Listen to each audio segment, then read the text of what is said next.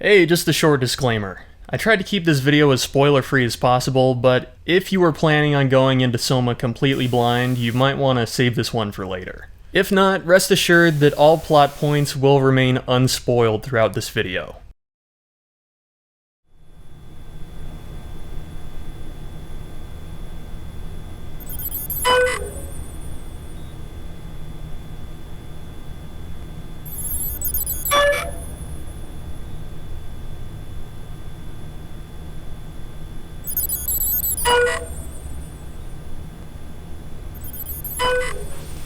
So I've still got a few hours until SOMA unlocks. Reviews came out earlier today and are extremely favorable. I'm talking like 9s across the board. Some people are even going as far as to say it's the new benchmark for horror, which I was worried that it wasn't going to live up to Amnesia, but it's looking like it might, and I can't wait to find out for myself. Frictional's been teasing us for almost 2 years with cryptic teasers and trailers, so here's what we seem to know so far. The game takes place on the bottom of the ocean in some sort of research facility. There are quite a bit of robots around the base, some of which think that they're human, others of which seem to have gone feral. So the question I'm now asking myself is, are these robots really human, or are they just mimicking humans?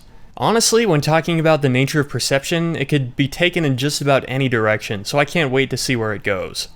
This kind of existential subject matter is just the kind of thing that starts getting me asking myself questions like, what constitutes sentience? And what about lower life forms like bugs and fish? Does their brain activity count as thought? What about higher forms of life? Like, what would that even be like?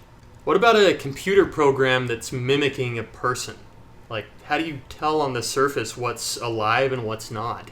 What is it that's in our chemical makeup that separates us from animals? Is it my How do you measure a feeling or a memory? What if someone makes a measurement of humanity? Me too? What the hell even is a person?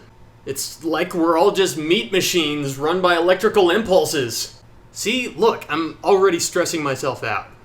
Existential crisis aside, my nerves are on edge just out of sheer anticipation. But I've still got a few hours to kill until the game unlocks, so what should I do until then?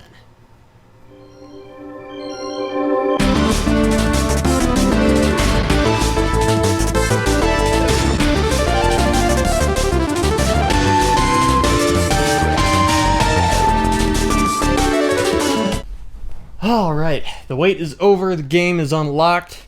It is SOMA time. I am ready to go. Let's do this.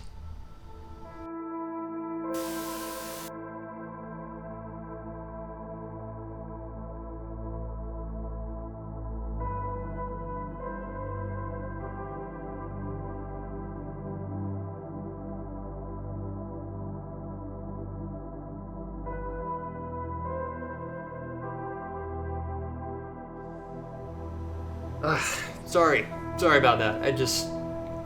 I can't think of any game that's ever made me feel like that.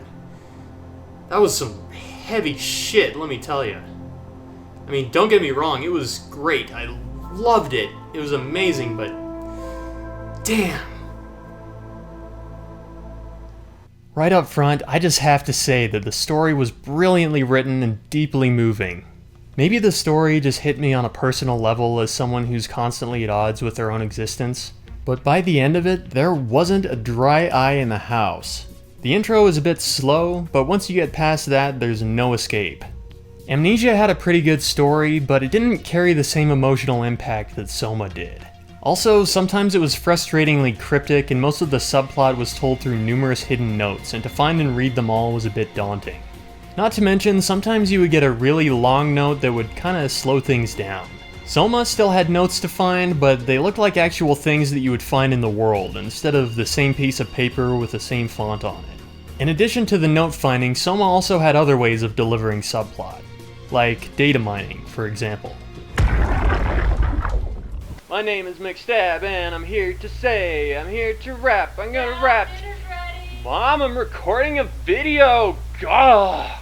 The story is presented well, but the actual plot was totally mind-blowing. I'll avoid any spoilers, but as the trailers would lead you to believe, it's existential horror at its very best. Frictional really knows how to ask the hard questions regarding existence and non-existence that really get you to think about how it all works, which in the long run is scarier than getting a boner in gym class. The story is bound to stick with you for a number of days after the final scene comes to a close. Based on many things, but mainly the story, I hope that we get a prequel or a sequel or an expansion or something. The story just left me desperately wanting more. On a technical level, SOMA feels superior to Amnesia, but it's a more modern game, so that's to be expected. It's also worth mentioning that I experienced a few bugs playing on launch day, but that's nothing out of the ordinary these days either. Mechanics-wise, the game plays a bit like Machine for Pigs, with an infinite flashlight and simplified inventory. So if oil and tinderbox management was one of the things that scared you the most in Amnesia, you're going to be missing that this time around. But if resource management is the kind of thing that rattles your cage, I got a good horror recommendation for you. It's called Lemonade Tycoon. Speaking of the scary parts, the enemies... the enemies! They were as diverse and horrifying as the myriad of sexually transmitted diseases that your conservative Christian teacher showed you in health class. And due to a similar mechanic to Amnesia's sanity system, you can never get a good look at them, so they stay ambiguous. Which everybody knows is fucking scary. The monsters, not the STDs. However, the monsters aren't without their faults and sometimes seem to automatically adjust their tactics based on knowledge that they just shouldn't have. Not to mention, the encounters kinda become a bit repetitious after a while, and sometimes it feels a lot like this when you're trying to progress. This could have been executed a little better, seeing as how the longer you're exposed to a monster, the more you start figuring out how it works. Like in Amnesia, when you learn that the monsters are on a despawn timer and have a soft spot for Katy Perry. I would say there's only one enemy that's overused enough to become not scary, but throughout the game you'll encounter a wide range of enemies, so scary tense encounters will hopefully outweigh the frustrating ones. As for atmosphere, Frictional once again nails it. Pathos 2 is quite the departure from Castle Brennenburg, but everything looks stunning and creepy. Not to mention simultaneously futuristic and antiquated, which gives the environment a sort of Sigourney Weaver alien vibe. Sound design is on point and the music was fantastic. The sounds are great and every interaction that you have with the environment has an appealing sound that you can just tell some talented Foley artist spent a lot of time on. For someone who had very high expectations for SOMA, I can honestly say that those expectations were met. Although I wouldn't say surpassed. Scare-wise, I would say Amnesia might have been a bit scarier than SOMA, but I think SOMA is going to stick with me longer due to its existential subject matter and sci-fi setting, which I think appeals to me a little bit more than the 19th century Gothic architecture of Amnesia's Castle Brennenburg. Honestly, I can give SOMA a solid recommendation if you're into the horror genre.